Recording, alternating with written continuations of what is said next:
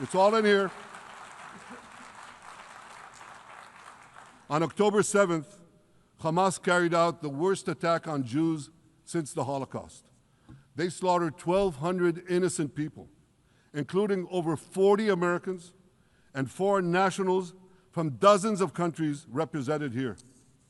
They beheaded men. They raped women. They burnt babies alive. They burnt babies alive in front of their parents. What monsters. And these monsters took more than 250 people hostage. And those included Holocaust survivors, grandmothers and their grandchildren. Who takes hostage grandmothers and grandchildren? Hamas does. So far, we've brought home 207 of these hostages, but 48 still remain in the dungeons of Gaza. 20 of them are alive, starved, tortured, deprived of any daylight, deprived of humanity. These are the names of the 20 living hostages. Matan Angrest, Gali and Zerv Berman, brothers, Elkanah Buchbot, Rom Braslavsky, Nimrod Cohen, Ariel and David Cunyo, another pair of brothers, Guy Gilboa Dalal, Eviatar David. You saw the picture of Eviatar David, emaciated, forced to dig his own grave. Maxim Herkin, Eitan Horn, Segev Kalfon, Bar Kupperstein, Omri Meran, Eitan Moore, Yosef Chaim Ochana, Alon Ohel, Avinatam Or, and Matan Tsengarker. Now, ladies and gentlemen, I want to do something I've never done before. I want to speak from this forum directly to those hostages through loudspeakers. I've surrounded Gaza with massive loudspeakers connected to this microphone in the hope that our dear hostages will hear my message. And I'll say it first in Hebrew and then in English. אחינו הגיבורים, מדבר ראש הממשלה בנימין נתניהו. אני פונה עליכם מעל בימת האו"ם. לא שכחנו אתכם, אפילו לא לשנייה. העם כולו איתכם, ואנחנו לא נשקוט ולא נרפה עד שנחזיר את כולכם הביתה, החיים והחללים כאחד.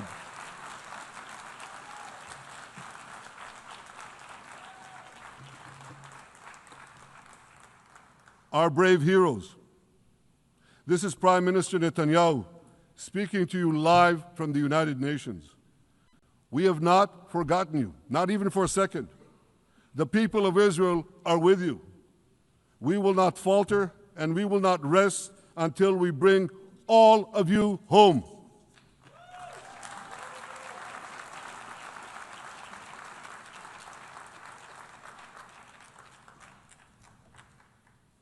Ladies and gentlemen, thanks to special efforts by Israeli intelligence, my words are now also being carried. They're streamed live to the cell phones of Gazans. So to the remaining Hamas leaders and to the jailers of our hostages, I now say, lay down your arms. Let my people go. Free the hostages, all of them, the whole 48. Free the hostages now.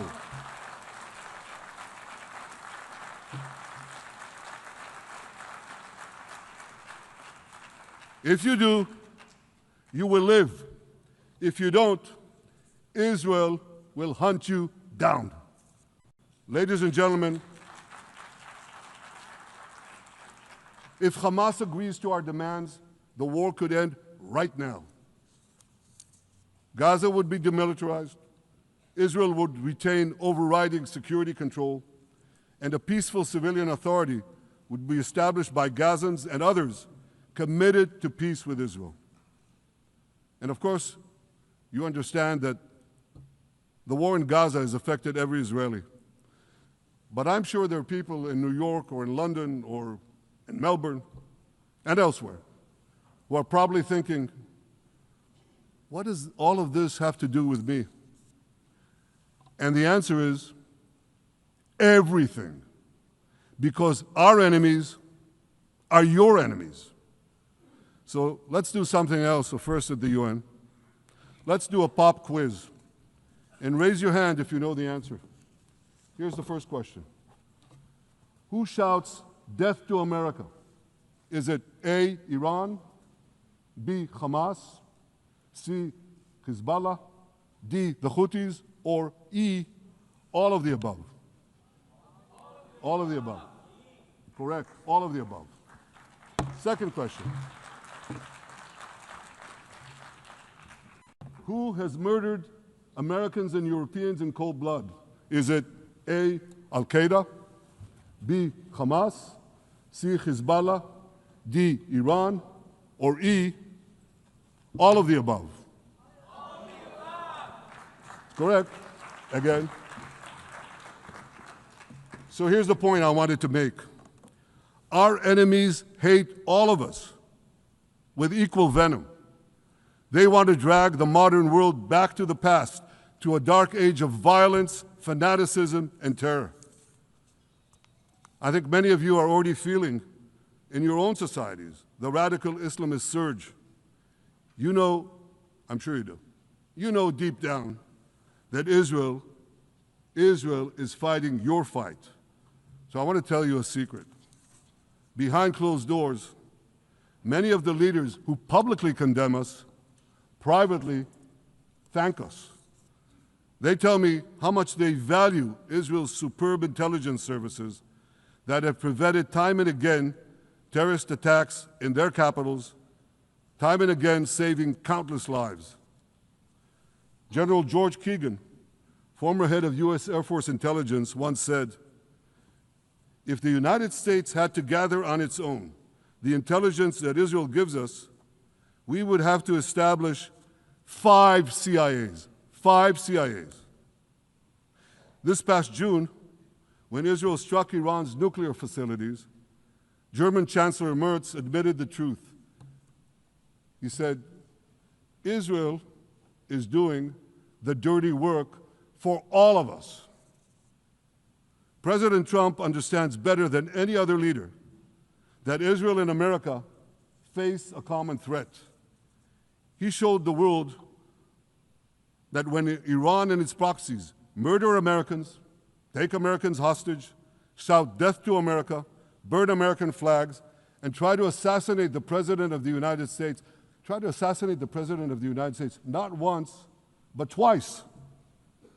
He showed them there is a price to pay for all that.